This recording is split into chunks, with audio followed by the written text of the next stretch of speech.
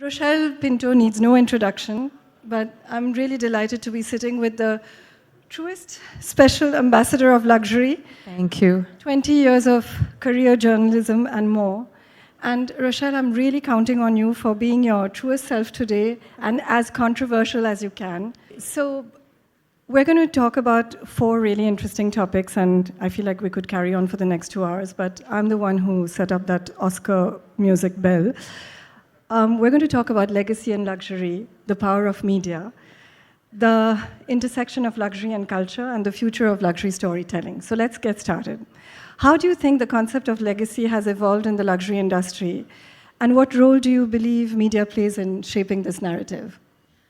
So I keep talking to brands and telling them that in India, everything is old. We are old, our buildings are old, our saris are old, our carpets are old, our food is old, We don't get very excited by words like legacy because it's in our bone marrow. We understand that we're an ancient civilization and we're so at ease with this world of, we are straddling the worlds of modernity and history.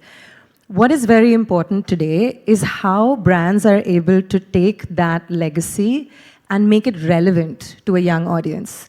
This young audience doesn't want to be force-fed history lessons. They've had enough of that when they were, at breakfast tables with their daddies. They really want to see how does this ancient culture maneuver itself so that they can travel all over the world, being proud of who they are as Indians, but not being sort of wearing a bindi that tells everybody that they're Indians. That's such a good point. What are some examples of luxury brands that have successfully leveraged their heritage to connect with modern audiences? So I'm going to do a quick scan around the room to make sure that I mention everybody here. Of course, Sabya needs no introduction, and we know what amazing work he's done and what a great cultural ambassador he is. I see Greg trying to go over his notes because his session is next. But of course, Jaipur Rugs also does fantastic work. I'd like to talk about Aneka. And do you want to just flash your beautiful ring at everyone so they can see the diamonds shining all the way in the back? Again, a brand that takes symbols that are deeply Indian, like the chakra, but when you see it, you're not thinking, oh, this is Gandhiji's chakra. You're thinking this is something modern, this is something that I can adopt, this is something that gives me bragging rights in any room that I go to. I feel Indian, but I'm not carrying this heavy burden of my Indianness everywhere I go. I can be a modern citizen of the world. So these are some of the brands. I also want to mention Good Earth because I see them there. I think they're one of the OGs in the game. And from a beauty and luxury space, I think that Kama Ayurveda is doing fantastic work in sort of innovating on ancient Ayurvedic principles and making it seem fresh and modern. I know that whenever I travel, if I take a Kama Ayurveda box for gifting, it gets oohs and ahs everywhere. So highly recommend. All our favorite brands. How can luxury brands balance their desire to innovate and stay relevant with the need to honor their legacy and tradition?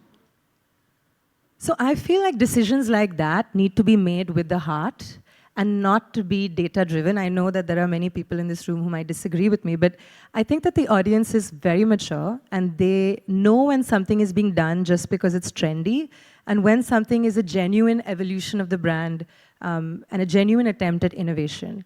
What I find is that right now we're seeing a lot of instability in the luxury space. If you look at what's happening globally, with fashion, you'll see that it's a revolving door of creative directors, and sometimes you feel that houses have diluted their own codes by not sticking to them. And I think the houses that really stay the path and they're able to innovate and look fresh while not deviating, they're the ones who know exactly who they are and what they stand for. So just because, let's say, diversity is the new buzzword, that doesn't mean that you now suddenly start talking about diversity if you aren't actually diverse. And the young audience, and I would say, it's not just Gen Z. I was told that Gen Z was a word that was spoken so often that if we did a drinking contest, every time someone said Gen Z, you would all be drunk. So I would say that the entire audience now has become quite, quite sharp, and they're able to ascertain what is true, what is fake, what is a buzzword, what is being said just because it's Women's Day, what is being said just because it's Independence Day. And so that kind of communication only muddies the waters. That's true, and I feel like media has such a big role to play in this. So on that note, how has the rise of social media and digital publishing changed the way luxury brands engage today? And how do you tell those stories? And I feel like there's this uptick in print as well. Very excited to talk about the uptick in print, but I will address your first question. And I have something controversial to say for many of you in the room today. I do think that the amount of overexposure that brands are allowing themselves on social media is actually killing the concept of luxury. Because if you have a runway show, and then 6 months later, you actually have the product in stores. But between the runway show and the product reaching your stores, you've put it on hundreds of celebrities, hundreds of influencers, done many, many shoots, posted millions of pictures online. When the consumer actually goes to your store and they look at it, they say, oh, this feels old. We try to put new pieces on our covers, and we can see in the comments where people say, oh, this was already seen on XYZ celebrity. If we have a second, I'd love to take a quick tour of, like an anecdote that I recently experienced myself. I was in Hyderabad, and we all know, Hyderabad is a booming market. And I happened to be at a jewelry exhibition. And this very unassuming family walked in wearing their beautiful cotton churidar sets, and the mother had a gajra in her hair. And frankly, and I say this, non-ironically, they could have been anybody. We could have been sitting together waiting for a bus, for example. And they walked up to the jewelry designer who was there and literally showed him a photo which had ropes of emeralds as large as my eyeballs, which were falling out at that point, and said, we'd like a necklace like this. And he said, oh, and he was showing me something at that point, so he just swiveled and said, what about this? And the girl said, no, I saw this last time, I want something new. Now imagine, they have that level of aesthetics where they can look at a necklace and recognize that this is something they've already seen before. It's already been posted on social media. So imagine how much worse that is for bags and clothes and shoes that are, far more ubiquitous in that sense. So I do feel this is a tipping point. It is time for us to ask ourselves, how much is too much? Are we killing our own cultural cachet by just shoving imagery down people's throats? How are we just like lending more credence to the idea that if luxury is everywhere, or if you are everywhere, then you are nowhere, right? So that is something I would put out as food for thought. The publicist in me is taking notes. How can luxury brands work effectively with media partners to amplify their message and values? More tips. Well, first, it would be lovely if you trust us.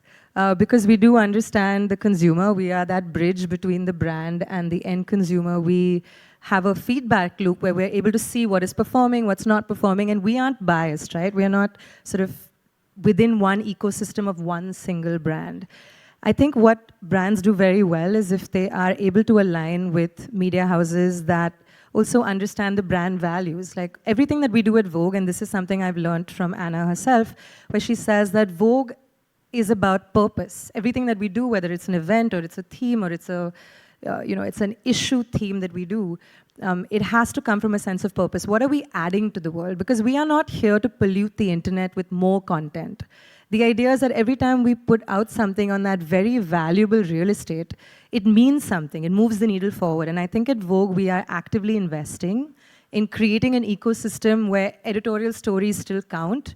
For example, in our most recent issue, we have this beautiful spread on the Ladakhi ice hockey team. And it was something that, traditionally you might not have thought of as being a story in Vogue. And frankly, it was the largest story. It was even larger in terms of like the number of pages we dedicated to it. So we are trying to be, and we keep telling ourselves this, that we are not a fashion magazine or a beauty magazine. We are a cultural voice, a cultural ambassador for India. And therefore, we are uniquely placed to sort of advise on what is moving the needle in the country today. Well, that's my perfect cue to my next question, which is, how do you think luxury brands can authentically engage with cultural trends without appearing opportunistic or tone deaf? It does go back to the previous conversation we were having, where it is about what does your house stand for? What is the code of the house? And does it even make sense to have this kind of conversation? For example, not every brand can do a Diwali collection. If you're a brand that only talks about how you are, for example, deeply French, Parisian, born in the heart of the French ecosystem, then doing a Diwali collection might seem really out of step. But for example, another brand isn't rooted in any particular place, but has a more international sort of appeal, it might make sense for them. So I do think that it's important to develop local cultural ambassadors, people that you trust. It's great when the flow of sort of decision making is not just international or sort of your global headquarters telling the Indian teams what to do, but if there is a back and forth and the Indian teams are also able to advocate for what makes sense to them based on the data, based on the conversations they've had, because what works in Paris and Milan and Australia and anywhere else may not work in India. So I would love to see more of that equal platform between what is local and what is global. And on that note, what are some examples of luxury brands that have actually successfully done these collaborations with artists or designers or cultural tastemakers? I think a great international example is de Gournay, but they've done beautiful works with Vikram Goyal and they've worked with Suzanne Khan. I think in India, I would say Asian Paints and Sabyasachi have done some fantastic work together, and they've really sort of revolutionized the way people think of the space that they live in, and perhaps ahead of their time, Good Earth as well. The list goes on. I think Amrapali and Masaba, what they did was quite a leap of faith, because if you look at the jewelry that Masaba's designed for them, it does not look like it is fine jewelry, but then you see it up close and you understand that the craftsmanship of Amrapali is very much in place with the aesthetic of Masaba, which is identifiable, from Mars. If you look at it, you know it's a Masaba.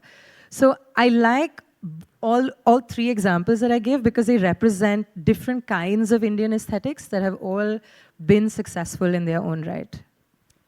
And they all tell stories, right? So that's I would say the magic or the fairy dust on it. How do you think the luxury industry will evolve in terms of storytelling and brand narrative in the next 5 to 10 years? Is this where we talk about print? Absolutely. That's the cue. Well, I'd like to tell you that we, for example, at Vogue are seeing an uptick in print. Our print subscriptions are actually growing. What I've realized with not just the younger generation, but also everybody is like, we now want to have a human connection to everything. We want things to be tangible. I don't know if you recall a few months ago, there was a trend on Instagram where people were posing with their books. And that was like considered the hottest cultural cachet. What is the book you're reading?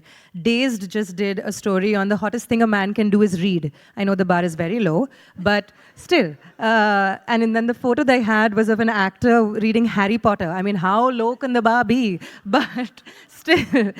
I think that people I love Harry Potter, but that's the hottest thing somebody can do, and I have to agree.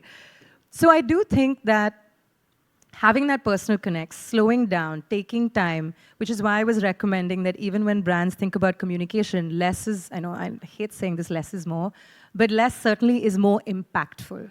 If you are constantly shoving information down people's throats, it does tend to become a bit of a blind spot. You know what? Maybe there's something called quiet luxury in communication. What role will media play in shaping the future of luxury storytelling? How do you see your role in all of this? I think it is about bringing purpose back and bringing soul back into communication. It is not about, who is the celebrity of the moment, because oftentimes when brands come to us and ask and tell us like, oh, these are the 5 celebrities we would like to work with, it's amazing for me to see that, even before I look at what they show me, I know who the celebrities are because it's the same 5 faces. Exactly. So I would really love for us to work together to create an ecosystem that is meaningful, an ecosystem where we're putting out stories that matter. And those stories tend to go viral. Sabya, you'll be very happy to know that a story that Vogue did on a pen hospital in Kolkata, and it's, they're really stretching themselves when they call themselves a pen hospital. It's a tiny little shop. But we did a story on pen hospital in Calcutta, and that got shared more times than some of the celebrity content that we put out. So people are looking for those interesting stories that break the clutter. And I'd like to think that brands like Vogue are investing in quality writing and, quality storytelling. I was hoping you'd share that Calcutta story too. Well, predictable question. Are there any emerging trends or technologies that you think will have a significant impact on the way luxury brands tell their stories? I know everybody's looking at AI and wondering, how do we engage with this beast that's coming, whether we like it or not? And I know that many of us in the room, me included, are wondering about whether it'll make us obsolete, how do you ensure that you are respecting the rights of the creators whose work has educated AI, right?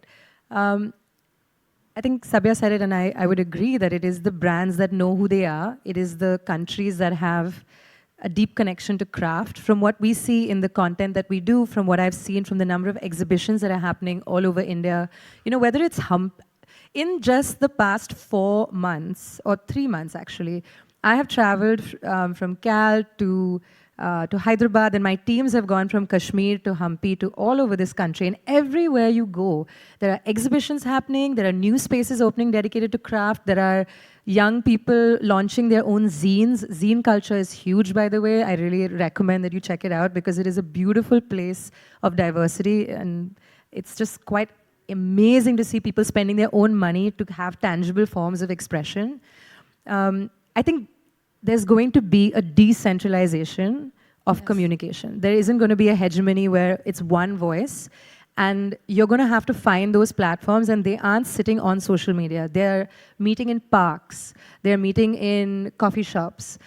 They are deciding not to party all night, but to meet in the morning for a run, and followed by that run, they're going to gather together and have, cultural conversations. So that darbar of old school or satsang, that it's almost coming back. That's the only time we're able to connect without our phones and actually have meaningful conversation.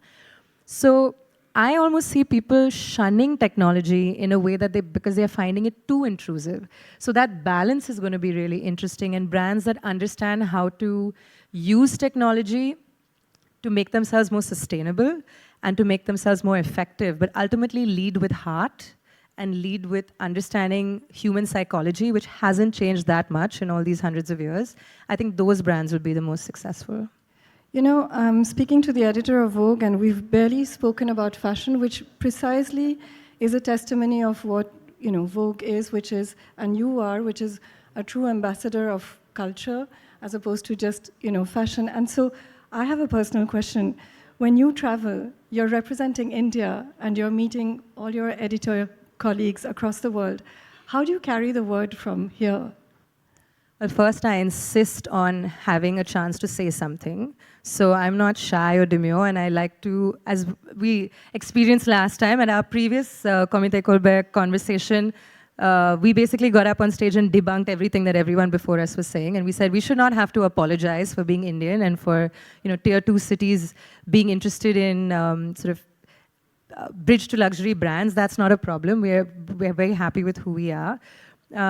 But what I try to do is represent India both in the things that I'm saying, in the clothes that I wear, and hopefully in the way I carry myself, in the way I behave, because that's another thing that Indians for the longest time, when we traveled, we felt deeply ashamed to even admit we were Indian. And if we saw another Indian on the street, we'd try and walk away. No, we are not like you. Or sometimes deeply entitled. And deeply entitled. So I try to remember that at any given point, it's exhausting, but that we are cultural ambassadors of our country. And so whether that's making sure that I wear young Indian designers the clothes of young Indian designers when I travel, so that I'm able to show the absolute range of talent and creativity that we have in this country. To insisting that I get a chance to speak when there's a conversation, so that I'm able to bring a perspective that is South Asian and that may be different from the European perspective or the North American perspective. Is many of the ways, or some of the many ways rather, that I try to be an ambassador for this country. Thank you so much.